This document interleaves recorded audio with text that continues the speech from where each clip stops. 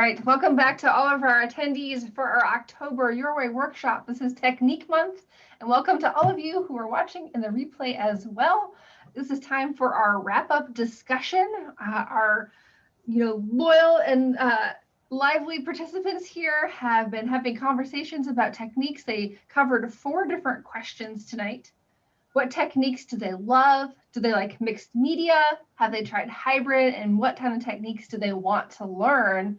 And now they are ready and just itching to share some of their takeaways and lessons learned from their conversations so that we can kind of all learn from each other and from all the little chit-chatting you did over the past 45 minutes. So who wants to go first? Don't everybody jump at once. Well, I learned something. I learned that mixed media includes the journaling on your computer. I always thought of mixed media as paints and sprays and stamping and that sort of thing. So I didn't realize that that was also included in mixed media. It certainly can be, yeah. I see that.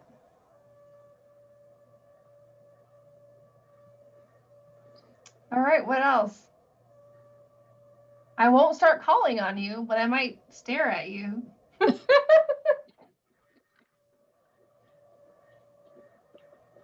I thought it was a good start. This is the first time, and I'm just trying to get into scrapbooking. So I thought it was interesting the first time. Oh, awesome, Michelle. I'm curious, like, maybe what do you think you want to try first? Well, I've been trying. I made mainly photo books digitally.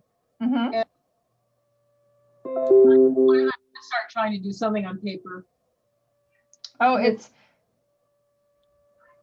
you're breaking up a little bit.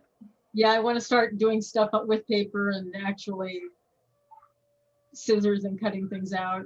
I haven't tried that yet. Well, we are here when you need help and have any questions for sure. So I hope you come back and visit us for another Your Way workshop next month as well. Okay. All right. Other things that you discussed?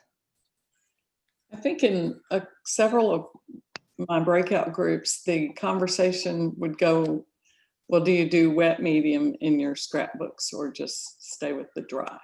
Mm-hmm. And there was a kind of a consensus that wet takes too long. And drying between layers and depending on how much and how thick and what you're doing. But I think that it wasn't simple, it wasn't easy. It just took a lot longer. And I can see that. I know that when I've interviewed a number of people for the podcast who do that regularly, they create their backgrounds in a different, basically, sitting than when they make their scrapbook pages. So they're, one day they're making backgrounds and then they have like some options. And then when they sit down to scrapbook, they take that as an option, just like you would a cardstock or a pen and paper as a background to then make their page. I'm too impatient to do that. Once I start, I want to keep going. I understand. And these are real considerations about, your type of workflow and what you prefer and how patient or impatient you are. All right, what else? Good analysis so far. So I'm not a very technique type person in what we would usually think of, but I came to the realization that while I don't like the messy techniques, I do like paper engineering. So I will add pocket interactive elements to my scrapbook layouts and do it with paper rather than creating layers with mixed media or stuff like that. That's so fascinating because I have zero patience for that type of stuff. Like, I find it insufferable. But that's such a fascinating thing about different personalities. So it just totally floats my boat. I like fussy cutting. I'm right there all the way. Anything that's a bit fiddly, that's my scrapbooking style, I think. I love it. I love it. All right. What else did you guys learn about yourselves from this? Well, our group was saying that there's something about the like archival part of the scrapbooking that we, there's a little bit of uneasiness about like, do I want to be slapping paint and stuff all over in there? Because what if I don't like it at the end and now I've done it in my book? So like I do a lot of that stuff, but I do it in cards, which, you know, sure. if your card is terrible, you just throw it away and start another card, you know. It's another, and I was saying like, I'll do the fussy cutting, or I'm now just learning how to use my Silhouette to do it. But so I do everything outside, and then I'll just glue it into my scrapbook like anything else I would that I had purchased or whatever, which gives me like a little safety net feeling maybe. So yeah, that's a great idea. Well, I think you also brought up the point that just because you want to try a technique or you enjoy a technique doesn't mean that you have to use it on every type of project. And maybe you have a place where you do that and another place where you never do that because it's not in your comfort zone. yeah. Awesome. We also discussed how it's easier to do some of those techniques on cards, but when you go to a 12 by 12 page, it's a little intimidating. Oh, yeah, I can see that. There's a lot more at stake when you do it that large. I think a lot of times when you face that blank 12 by 12 page, that can be intimidating in a lot of different ways. Yeah, so in one of our groups, we were talking a little bit about that, about learning about alcohol inks, and Sue mentioned that she does that more on cards because it's a smaller scale, you know, it's a smaller canvas, and it's also a nice way maybe to start out learning those mixed media techniques too, just because it is a smaller space. Well, I think that's part of why Tim Holtz does so much demonstrating on tags, because it's just, you know, it's a throwaway thing. Like, yes, you can use it in a project if you want, but really it's experimentation and seeing what happens. And then, you know, you decide where to go from there. Now you guys are making me think maybe I was thinking about it backwards. Maybe I just need a smaller scrapbook that I can put in instead of, you know, because I do traditionally stick to the 12 by 12, but because he's done tag things for like, you know, where he did 12 pictures at Christmas and that kind of thing where. Yeah. So maybe I'll tackle something like that. Well, a lot of people are using traveler's notebooks these days. Yeah. Also this, the Heidi Swapp storyline books, these are kind of popular. I've been using this for journaling, but I did some inking stencil in this one. And it's a smaller scale. It definitely feels less intimidating than a big page.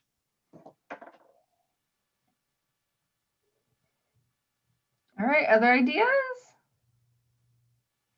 What techniques do you want to learn how to do?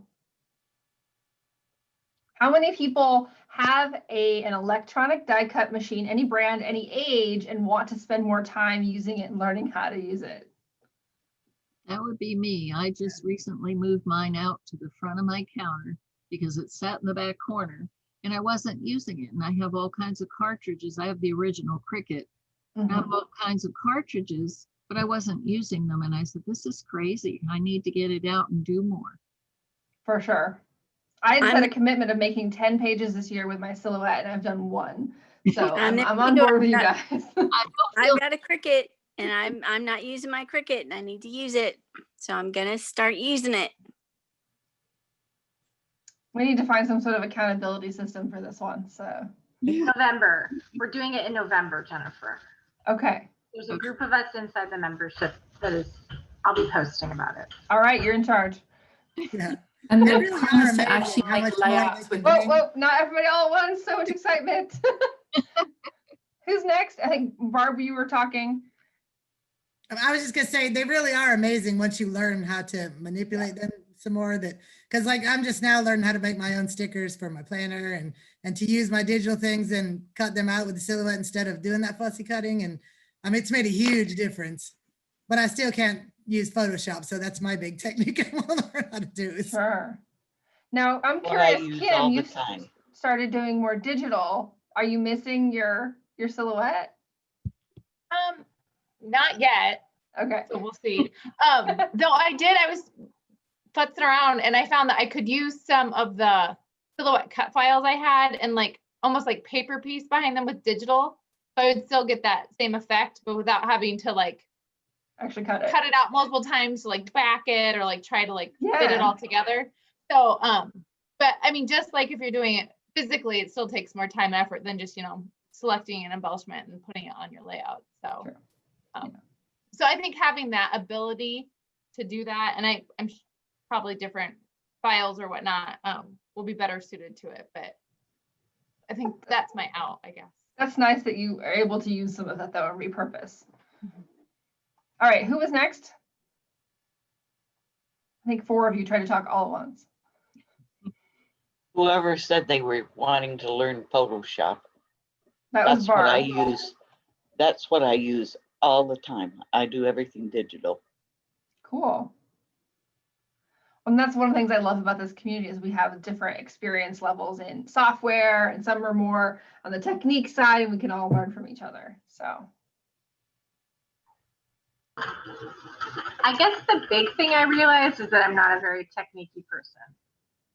do you want to be more of one, or are you okay, like confident in being a not so technique-y person? I want to use my silhouette, and I want to get better at my stamping in 2021. Simple goals are awesome.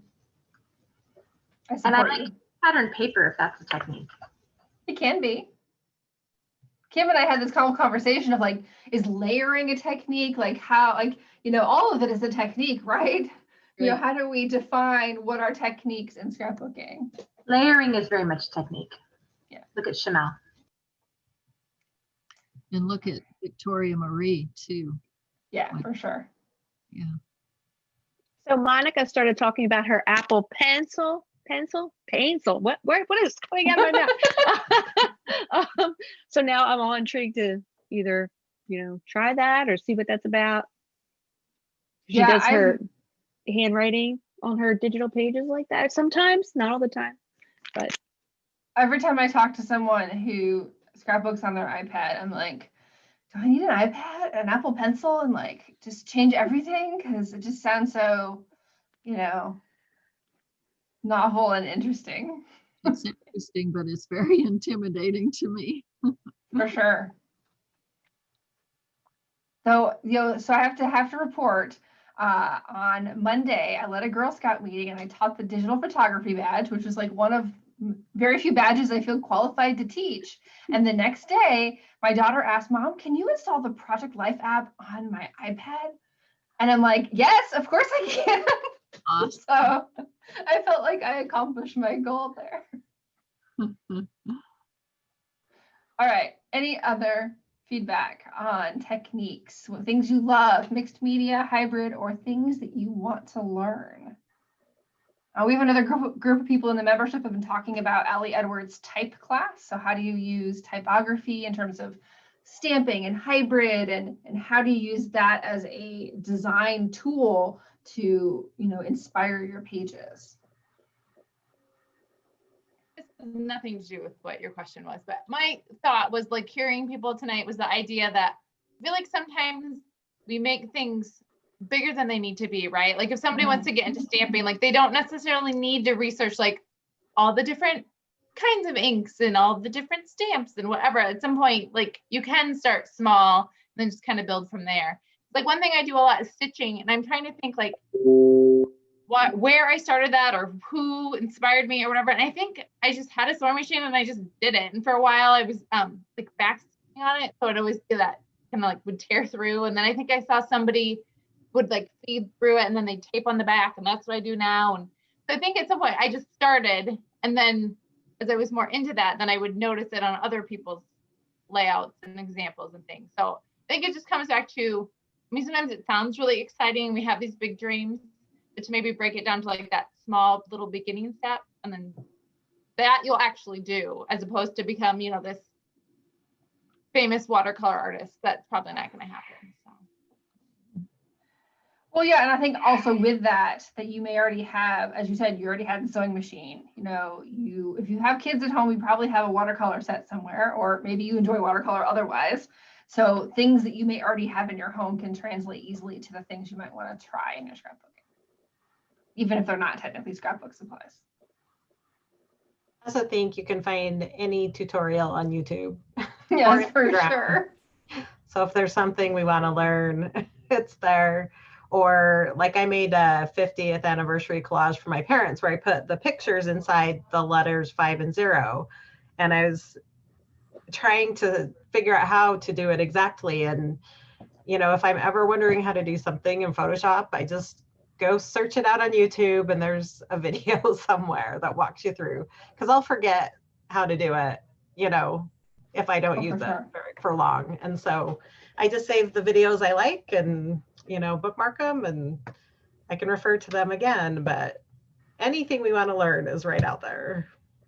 You know, I think that's a really important point, because sometimes you just need to learn, you know, the 5-minute or 20-minute explanation of how to do it. You don't need to take a $50, $100 class that takes 6 weeks or 6 months on how to do something. You just need the little video that can give you the confidence to start, and then you can learn from there.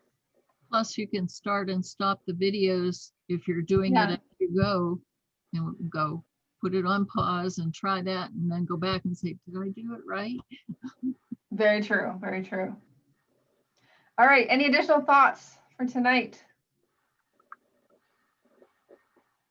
Okay, thank you everyone, and thank you all of you who are watching in the replay as well. I hope you will join us for next month. We're here every single month, chit-chatting, breaking into groups, and really enjoying each other's time and learning from one another. Take care, and talk to you guys soon. Bye. Thank you. Bye. Thanks, Good night. Jennifer. Thank you. Thank you, everybody.